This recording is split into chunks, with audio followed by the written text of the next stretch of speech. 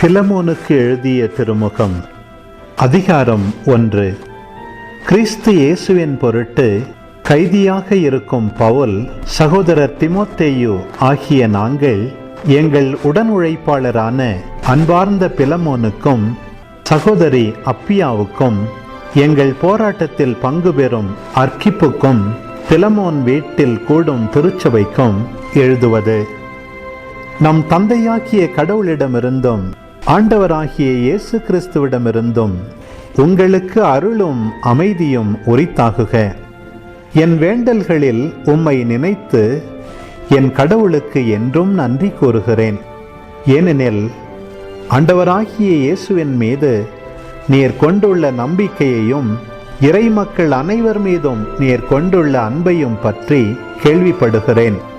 கிறிஸ்துவோடு நாம் கொண்டிருக்கும் உறவால் நமக்குண்டான எல்லா நன்மைகளை பற்றியும் நீர் அறிந்துணர்வீர். இதனால் நாம் கொண்டுள்ள நம்பிக்கையின் அடிப்படையில் நம்மிடையே இருக்கும் நட்புறவு செயல் வடிவம் பெற வேண்டுகிறேன். உம் அன்பை குறித்து நான் பெருமகிழ்வும் ஆறுதலும் கொள்கிறேன்.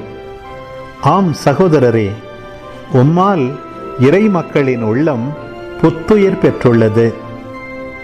எனவே நீர் செய்ய வேண்டியதை உமக்கு கட்டளையிட கிறிஸ்தவ உறவில் எனக்கு முழு உரிமை உண்டு என்றாலும் அன்பின் பெயரால் வேண்டுகோள் விடுக்கவே விரும்புகிறேன். கிறிஸ்து இயேசுவின் தூதுவனாக அவர் பொருட்டு கைதியாக இருக்கும் பவுலாகிய எனக்கு சிறையில் இருந்தபோது பிள்ளையான ஒனேசிமுக்காக உம்மிடம் வேண்டுகிறேன். முன்பு உமக்கு பயனற்றவனாக இருந்த அவன் இப்பொழுது எனக்கும் உமக்கும் பயனுள்ளவன். அவனை உம்மிடம் திரும்ப அனுப்புகிறேன். அவனை அனுப்புவது என் இதயத்தையே அனுப்புவது போலாகும். நற்செய்தியின் பொருட்டு சிறையுற்றிருக்கும் எனக்கு உமது பெயரால் பணியாற்ற அவனை என்னிடமே நிறுத்தி கொள்ள விரும்பினேன்.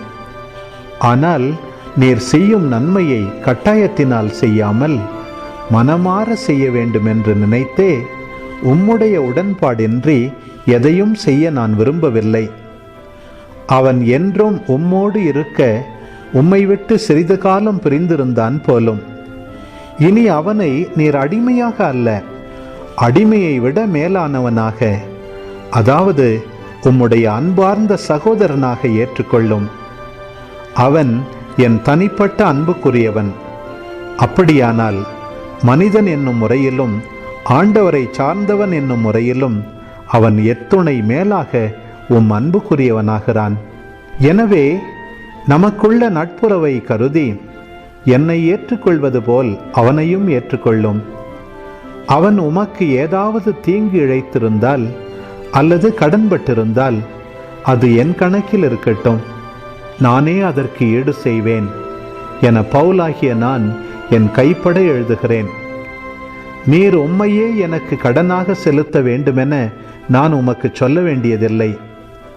ஆம் சகோதரரே, ஆண்டவர் பொருட்டு எனக்கு இந்த உதவியை செய்யும். கிறிஸ்துவின் பெயரால் என் உள்ளம் புத்துயிர் பெறச் செய்யும். என் சொல்லுக்கு நீர் இணங்குவீர் என்னும் நம்பிக்கையோடு இதை எழுதுகிறேன். நான் கேட்பதற்கு மேலாகவே நீர் செய்வீர் என்பது எனக்கு தெரியும். மேலும் நான் தங்குவதற்கு ஓர் இடத்தை ஏற்பாடு செய்யும். நீங்கள் இறைவனிடம் வேண்டுவதால் அவர் அருள் கூர்ந்து நான் மீண்டும் உங்களிடம் வரச் செய்வார் என எதிர்பார்க்கிறேன். கிறிஸ்து இயேசுவின் பொருட்டு என் உடன் கைதியாயிருக்கிற எப்பப்பிரா, என் உடன் உழைப்பாளர்களான மார்க்கு, அரிஸ்தர்க்கு, தேமா, லூக்கா ஆகியோர் உமக்கு வாழ்த்து கூறுகின்றனர். ஆண்டவராகிய இயேசு கிறிஸ்துவின் அருள் உங்களோடு இருப்பதாக.